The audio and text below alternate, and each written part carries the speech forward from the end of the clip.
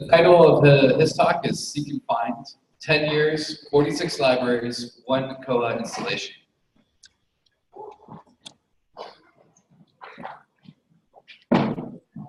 Okay, so I know what you're thinking. You can go ahead and groan if that shark guy again. I'm not going to talk about sharks again or again. So to reintroduce myself, I'm Jason Robb, the SEKnFind coordinator for the Southeast Kansas Library System. Today, I just wanted to talk about SEKnFind, about what Koha has done for our region in Kansas, and then kind of talk about our journey, where we've been, talk about the past so that we can get moving towards the future, that kind of thing. And then some lessons that we've learned along the way. We are a consortium, so of mostly public libraries. So yeah, I just kind of wanted this to be a validation that Koha is doing good things. And we really appreciate what everyone is doing.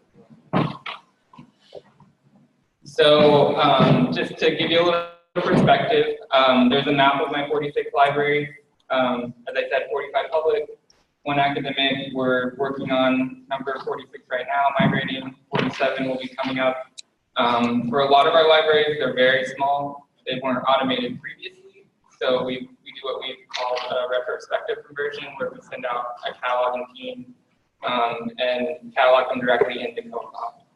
And that's what we'll be doing with number 47 as well. And just to give you a little perspective about how far from home I am, here's a map of the United States, all the and and Portland's over here. So, and fun fact, you can't just fly, well, you can just fly from Kansas City to Portland, but I got to fly to Chicago, which is that way, and then back to Portland for this trip. Okay, so a little more perspective. I pulled the service populations for our libraries and graphed them out here for you. Now that's probably kind of small to read, you don't really need to see the names there. But you can see that the majority of our libraries have a service population of under 5,000 with just a few spikes here and there. Our largest is Independence, which has a population of 12,595. And then our smallest, which we are very proud of, has a service population of 103. We think that might be a little lower now. And she does some great things, and Koha is part of that. I mean, she wouldn't be able to do what she does without Koha. So in total, our service population is around 85,000 across the whole Southeast Kansas. Another graph, budgets. So again, most of the budgets in our consortium are under 50,000, with some going very low. The largest is 644,000, again, Independence, one of the larger communities in our area. And then the smallest is $6,000. So that library is definitely not getting a proprietary solution anytime soon. And a lot of these libraries would have to blow their entire budget to get something like that. So with Koha, we were able to bring everybody together in one catalog. We were able to get a flat fee from a vendor, and then we prorate out the service so that the larger libraries with the bigger budgets pay a little more, and the smaller libraries with the low budgets don't pay as much.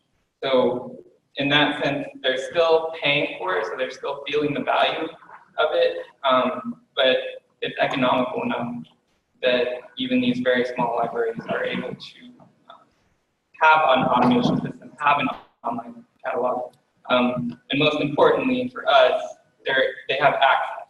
Their patrons can pull from, we've got a database of about 700,000 items. So even that 103 service population library can pull from the Independence collection just by placing a hold. Collection sizes. So our largest collection is 86,000, and that's at the Iola Public Library, and that is a little artificially increased. The Southeast Kansas Library System, where I work, shares a building with the Iola Public Library. We rent the back office from them. And we also put into their collection, so we'll buy materials and then they'll sit on the Iola Public Library shelf. So part of that collection is from us. And the second largest is Chinook. So we have some large collections, but again, a lot of our libraries, a lot of our small rural libraries don't have very large collections. 27,000 is the 2,700 is the smallest we have, and then our total is 711 right now, which includes some other supplemental collections that we put in, but mostly it's the materials they have. So I wanted to kind of talk about our vision. I've listed our vision and value statement here. The vision is rapid, direct, open access to content, to a shared collection of resources. So any library in the system has access to any library in the system, basically. And then as far as our values go, patron focus is obviously number one. We want the patrons to have access, which is number two.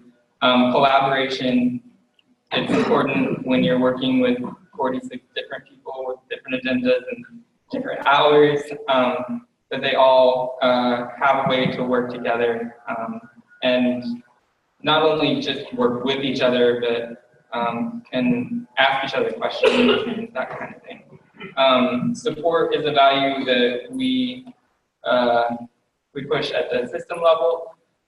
We always want to be available to support these libraries when they're using Koha, among other things. The regional systems in the campus, there are 7, are there to help libraries.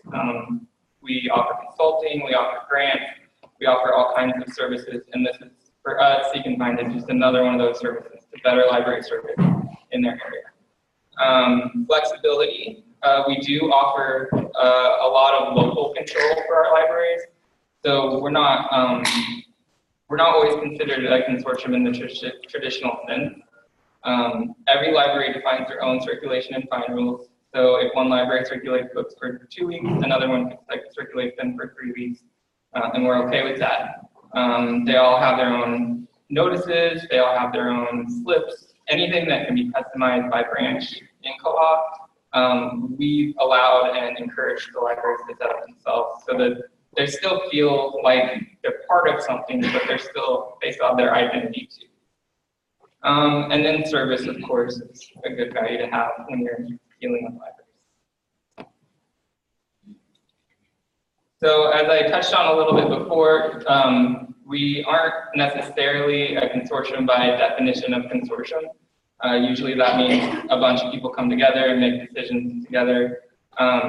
We offer SEKnFind as a service.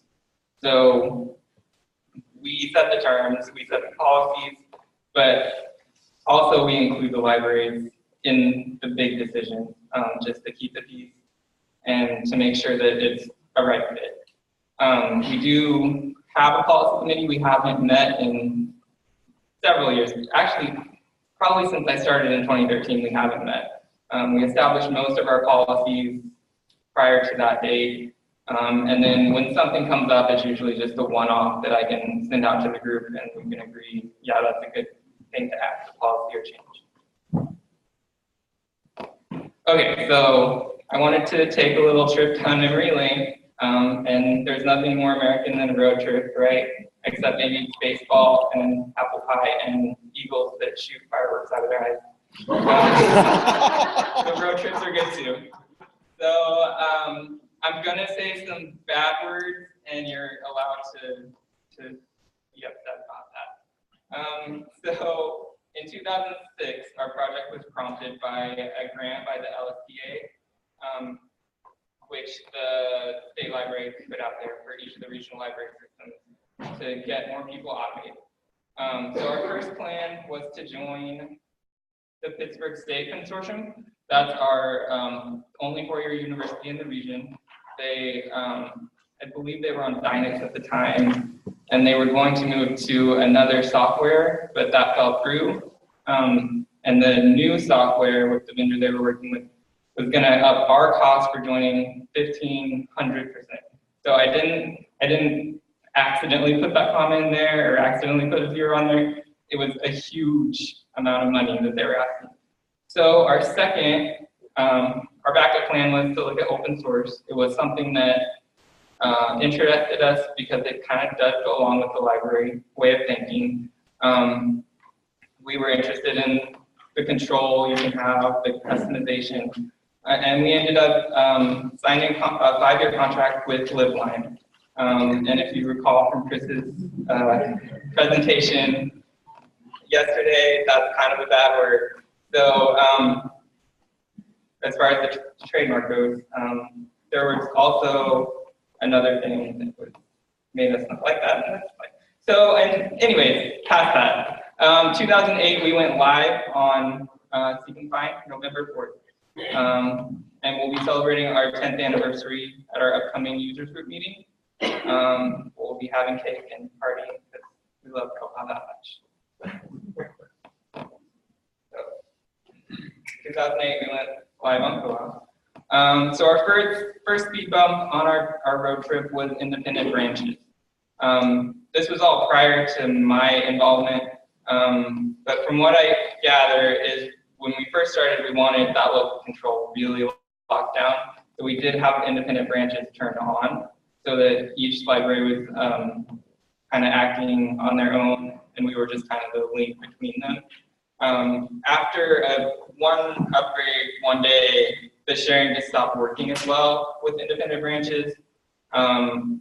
There were extra steps that had to be taken, and part of why we love Koha is you can put a hold on in one library, you can check the book in, and then it'll just go to the other library. They can check it on their end, it's there, they can check it out. It's all very streamlined. And this added a bunch of extra steps, extra work. So we finally came to the decision to just turn off independent branches, kind of knock down the walls, go with the flow, be open to what that may involve. One of the main concerns there was the accounts.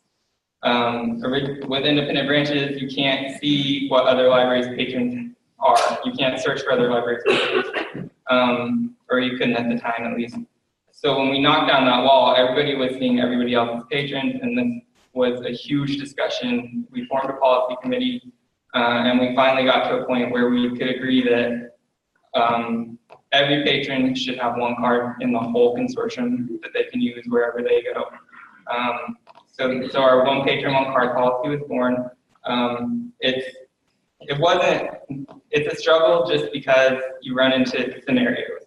Like when we migrate in a library, we're migrating in patrons that are probably already there, and then we have to go back and kind of dedupe them. Sometimes you'll run into two patrons that have overdue, and then you have to figure out how am I going to handle this, who owes money where. But in the long run, it's really helped us feel more cohesive as a consortium, and it's also opened up service wider. All right, so speed bump number 2, getting back to that dirty word, what the fork. So when LibLine forked their software, forked Koha, made their own flavor, we went back to our contract. Our contract explicitly stated that we were to have support for those 5 years for community Koha. So we didn't veer off onto their fork. We refused. As a result, we lost a lot of support. We weren't getting upgrades anymore. We're kind of just backward. So no love for that dirty word from us, you. But eventually, we whittled away at them, I guess, enough, and they migrated our support to PTFS Europe, which, yay, thank you, for the remainder of our contract, because we were committed to that and we didn't want to buy out of our contract. And when we moved to PTFS Europe, things started moving again. We got upgraded, we had a chance to put in development. We had support, albeit halfway around the world, so you had that offset time. There were other challenges. Our servers were still in the US, and they couldn't directly access our servers without permission, so things were always delayed. But all in all, we were rolling again, we were happy, and we saw the rest of our contract out with PTFS. So speed bump number 3 was the division of labor, and that's kind of where I come in. So to back up a little background on me, as I mentioned, the Iola Library shares a building with the Southeast Kansas Library System, and I am born and raised in that area. I'm actually from a town called Gas, Kansas. We call it Gas Can. That's funny. Of about 200 people. And I work in a town Iola is about 6,000 people. So when I was 16, I started working at the Iola Public Library, and then I stayed there as I got my associate's degree at the local community college.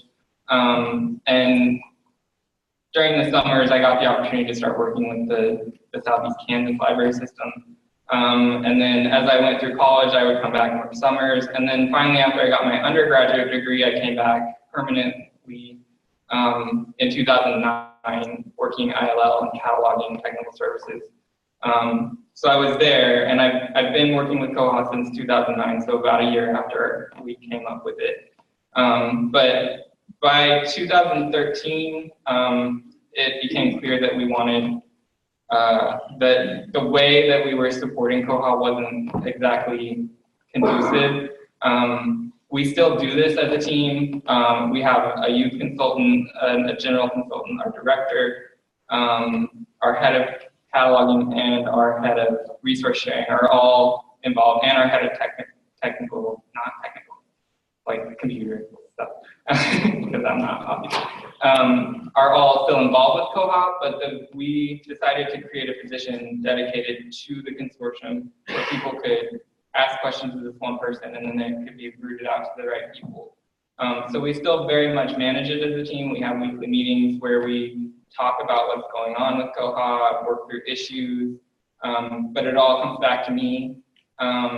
If somebody's doing something wrong, I have to enforce the policy, which is my favorite part of the job. They call me the enforcer.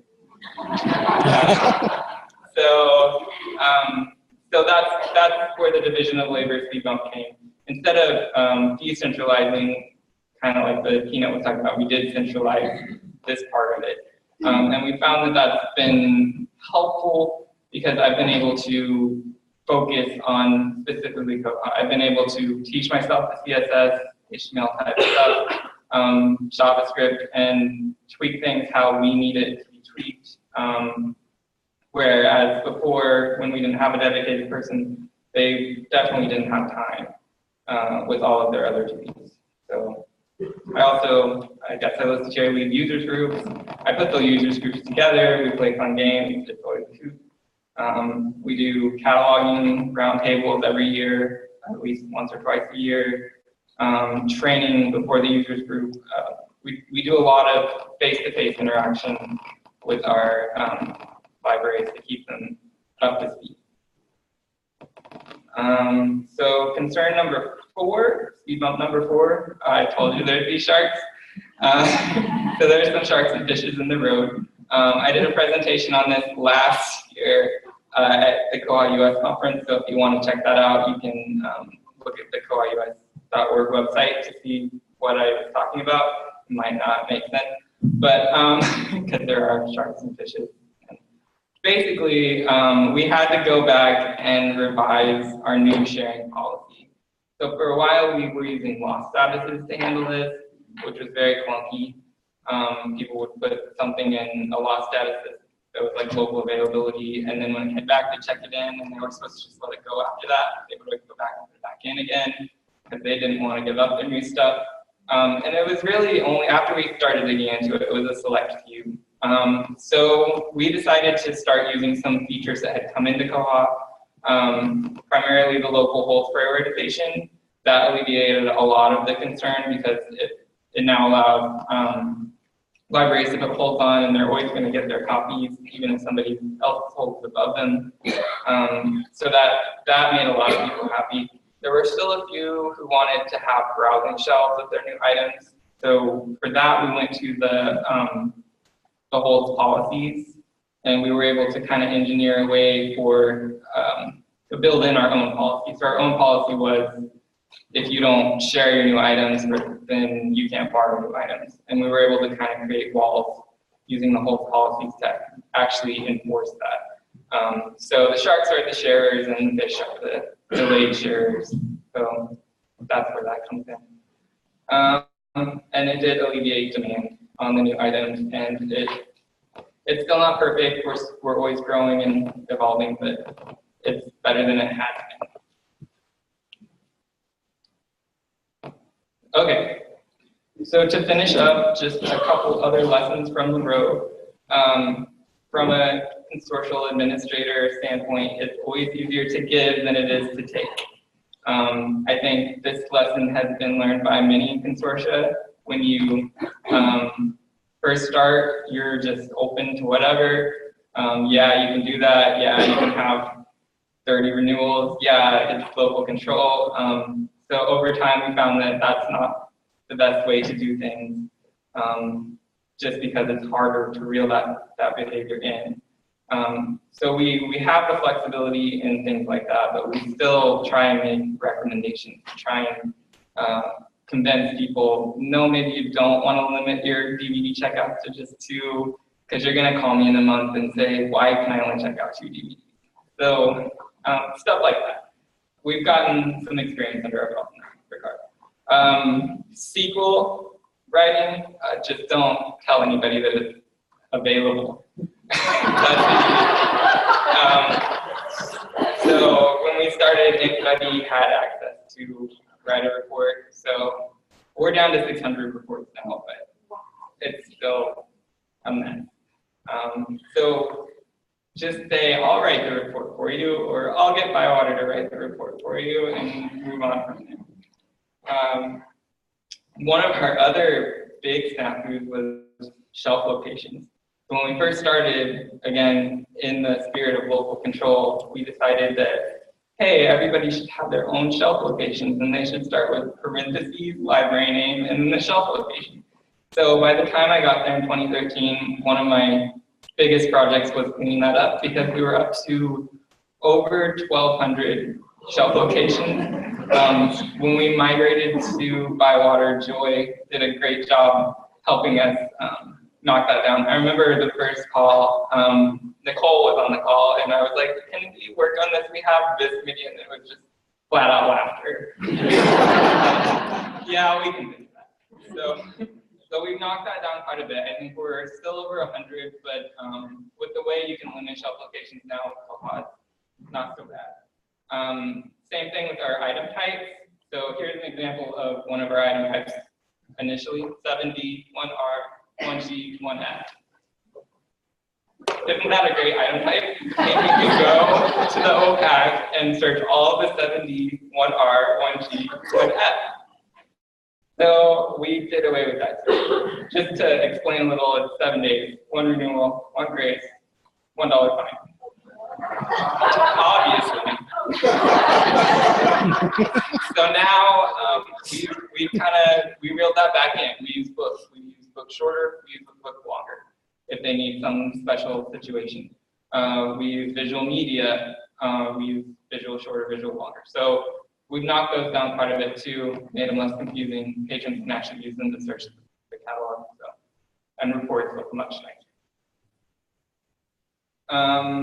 User groups are very important. We meet 3 times a year. We bribe them by giving them a discount on their annual fees if they attend at least 2. That usually works. We have about 6 that never attend. We've just gotten used to that. We'll go visit them if there's a problem. But user group, meeting face to face, talking about issues, getting it out there, just having a standard complaint session sometimes is the best way to do it. Although it usually does just come back to courier problems. My DVD case broke on the courier. What are you going to do about that? That kind of thing, which is a whole other ballgame. Budget for development. This is an important one. We did this initially from the start, I believe. Because we were saving so much with Koha, we do have money to spend on Koha. We don't have developers in-house. We don't have anybody that can write patches and push them through, but we do have some money. So, and we do pay for development. We've got several in the works with Bywater. And it can be frustrating at times. I think that's one of the other lessons that I didn't put on here is when you pay for something and then it just takes forever to get in. But that's just something you get used to, and something you just have to keep pushing, and I'm terrible about that. You just have to keep up with your tickets, keep up with your developments, make sure that things are moving, and if they're not, ask why they're not. Just be involved with the process. And then the golden piece of wisdom, for my libraries at least, in my rural part of the country, is it's not usually Koha, it's your internet. Every time I get a slowness call, it's not Koha. Now, in the olden days, yeah, maybe. If you're searching the catalog for the number 1, sure, it's Koha. But if you're trying to check somebody out, Slack is blatant. I mean, it's your internet and things to that. So, in conclusion, I wanted to say thank you. Thank you for helping us bring library services to the underserved populations of Kansas. It's Koha, the community, it's the developers, the programmers that make this possible. So I know we started a little late. If you have questions, I can answer them. I'm not sure if there would be any. Nope.